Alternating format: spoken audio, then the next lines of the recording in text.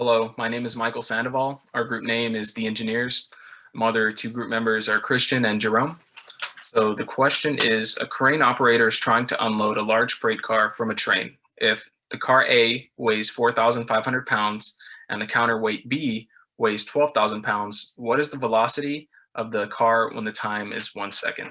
So looking at our diagram, we see the counterweight B weighs 12,000 pounds and the freight car A weighs 4,500 pounds, and they're connected by a cable, which is going to remain a constant tension and length, and they're connected by 5 pulleys.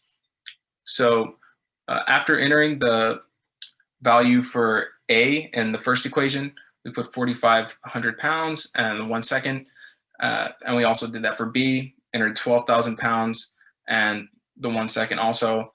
We could also see that the T is going to cancel out on one side, and then on the other side, we can see that VB is equal to -3 VA. So adding the left side for A and B, we get -16,500, and adding the right side, we get -978.26 VA. So after doing that calculation, after 1 second, the freight car is going 16.86 feet per second. Thank you. Hi, my name is Christian Garza. I'm part of the group The Engineers, and this is my portion of the calculations. So we're starting off with pretty much like a crane setup over here. So we got a system of pulleys, except we're not using hydraulics. Obviously, we're using just counterweights. So we have two weights here. A is our freight car, and B is our counterweight. So our freight car is originally 4 tons or 8,000 pounds, and our counterweight is 10 tons or 20,000 pounds. So we want to figure out the velocity of A after 1 second when both are released from rest. So we begin by starting with A actually. And we're pretty much going to be making creating a systems of equations here. So actually we want to go ahead and find the length. So right here, the length is 3 SA. We can get that from this part over here. We got 3 cables, both of length SA, and then we just have 1 cable SB right here. So taking the derivative of the length, we'll end up just getting V equals -1/3 VB. So that means that VA is traveling, -1/3 times the speed of VB. So we can go ahead and come down here. We can start setting up our systems of equations. So we're following this formula right here, which is for linear impulse.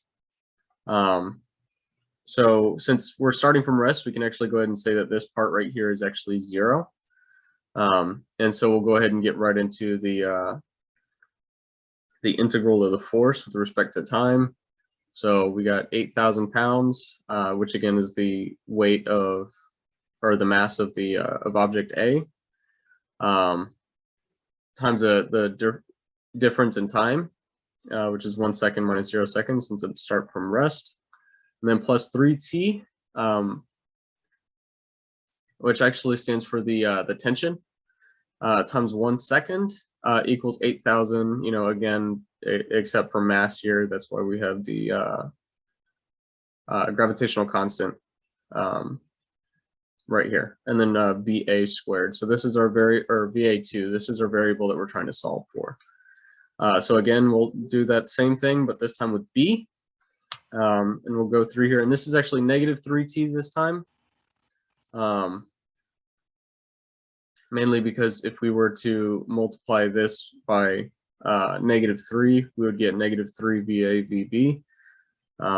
So when we add these two together, these two T's will actually cancel out. So we'll go ahead and solve for the mass here, and then again, when we multiply by -3 over here, we get -3 VA2. So instead of VB right here, we'll actually put in VA instead of VB. That way we can solve for this variable. So solving the two equations, we actually get down here.